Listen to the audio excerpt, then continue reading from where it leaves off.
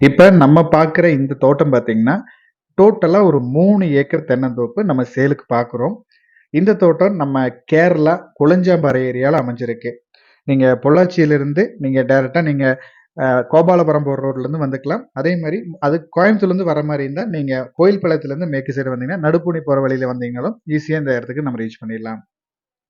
தோட்டத்த பொறுத்தவரைக்கும் வழித்தடம் அப்படின்னு பார்த்தீங்கன்னா, தார் ரோட்ல இருந்து ஒரு 500 மீட்டர் வந்து நீங்க உள்ள வரணும். வர்ற ரோடு மண் ரோடு, பொது ரோடா இருக்கு. ரோட பொறுத்தவரைக்கும் கொஞ்சம் நீட்டான ரோடா இருக்கு.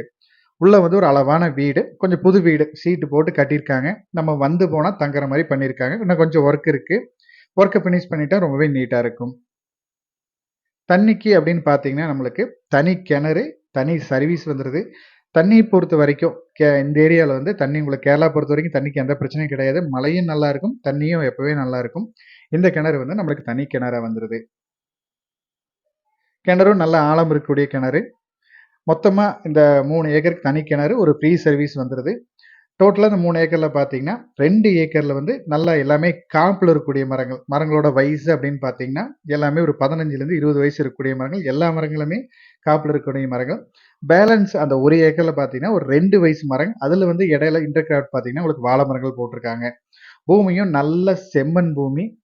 தனிப்பட்ட முறையில விவசாயத்துக்கு எடுக்கிறவங்களுக்கு நல்ல ஒரு அருமையான பூமி. கேரளா பொறுத்தவரைக்கும் வருமானம் அப்படின்னு பார்த்தீங்கன்னா, தென்னை மரங்கள் மூலமா நீங்க தேங்காயும் இப்ப வந்து நல்ல ரேட் போயிட்டு இருக்கு. அதே மாரி கேரளா பொறுத்த கவர்மெண்ட்டே உங்களுக்கு வந்து எடுத்து கல்லுக்கும் குடுத்துட்டு இருக்காங்க. கல்லுக்குன்னா டோட்டலா இருக்கிற 3 ஏக்கருக்கு அப்படியே கல்லு குடுக்க மாட்டாங்க.